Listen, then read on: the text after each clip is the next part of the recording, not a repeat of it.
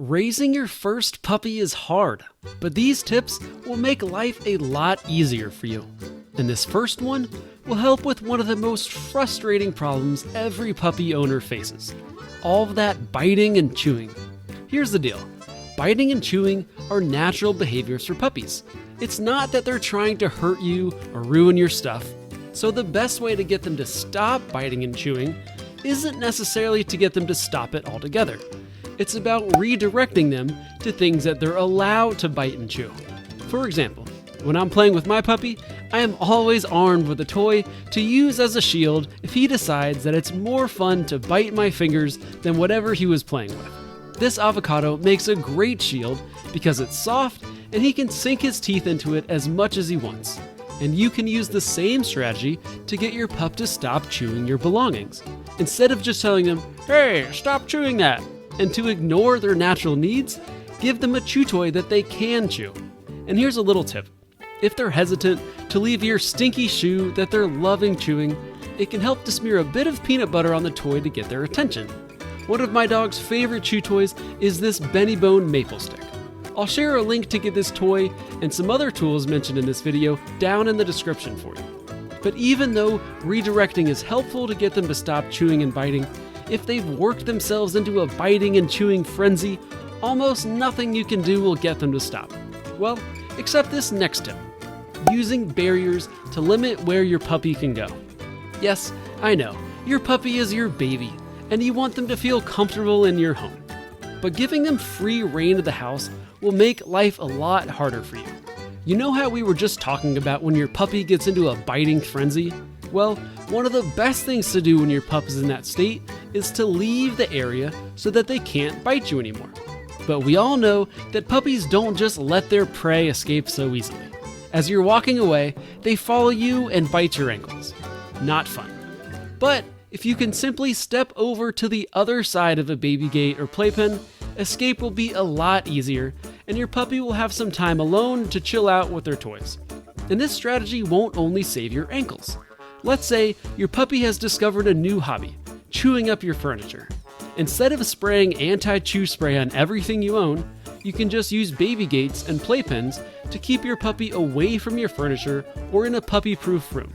If they never get in the habit of chewing things that they're not supposed to, and if you teach them what they're allowed to chew on, then the chances of them chewing up your whole house as they get older goes down a lot.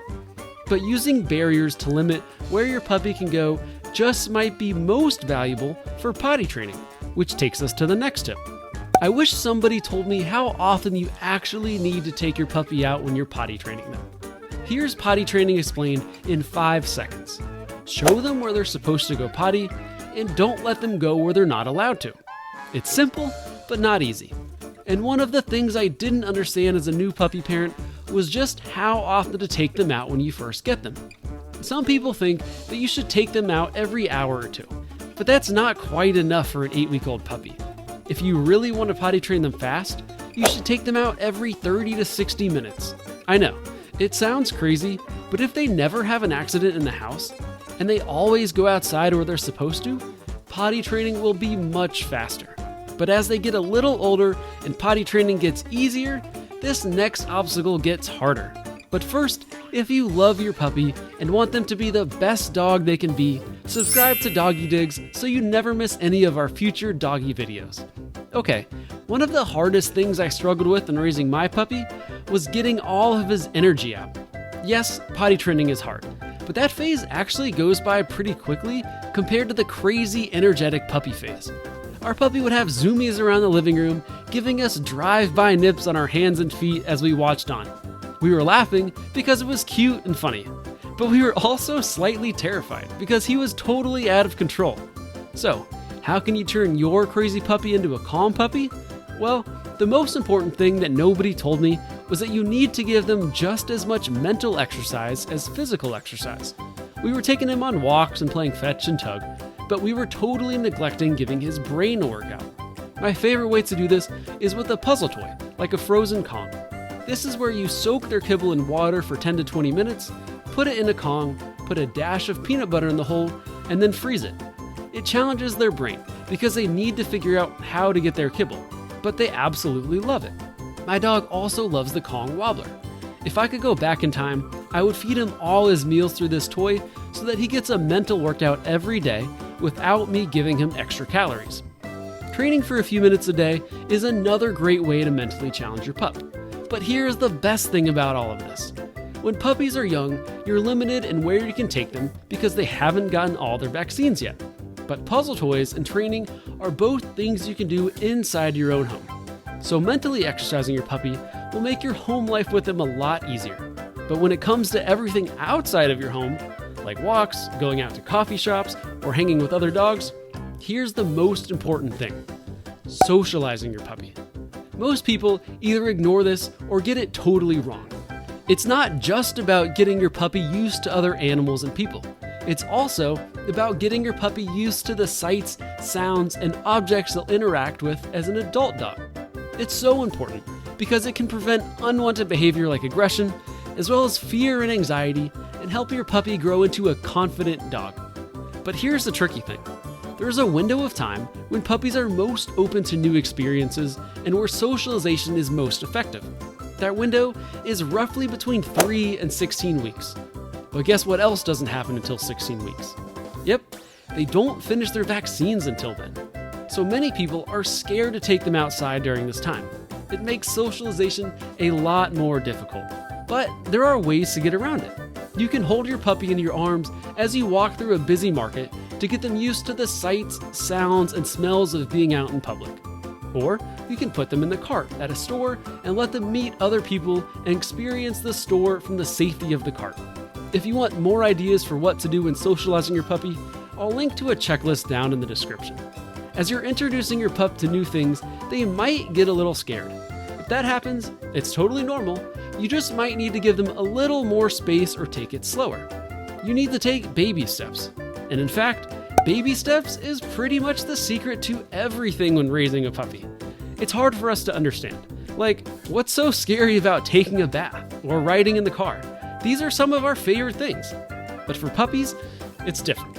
They don't come pre-programmed with being okay with living in a human world. Here's a quick story. My friend had a puppy who hated riding in the car. So instead of just hoping she'd grow out of it one day, he broke the process of car riding down into baby steps. For the first few days, he simply gave her treats next to the car. Then he gave her treats next to the car with the door open, even though she was still outside of it. Then he gave her treats with her in the car, but the car was off. Then in the car with the car on, then backing out of and back into the driveway, and eventually they worked up all the way to where she no longer had anxiety about riding in the car. And this same process can be broken down for things like giving your dog a bath, getting them used to their collar and their leash, trimming their nails, socialization, and pretty much everything your puppy might be scared of. It does take a long time, but that leads us to this next biggest tip I wish I knew before I got my puppy. Be patient. I know, it's generic advice, but remember this. The puppy phase goes by fast. They'll be potty trained before you know it. They'll be big before you know it. The chewing and biting, with a little training and the tips mentioned earlier in this video, it will be over soon. So even though it seems like the end of the world when they're peeing on the floor and biting your fingers nonstop, keep in mind that it only lasts a short time and, believe it or not, you're actually gonna miss the puppy phase. And because it goes by so fast, here's one of my biggest regrets with my puppy: not taking enough videos. Look at this little guy. He was so goofy and cute, and now he's a graceful adult. Well, sometimes. Your bouncy, gangly puppy will be more coordinated soon, and although you'll probably have plenty of pictures, this is a reminder to take videos too, because pictures just can't capture the adorable way that they move. This was one of the biggest mistakes I made with my puppy, but if you want to see 13 other mistakes first-time puppy owners make, watch this video next.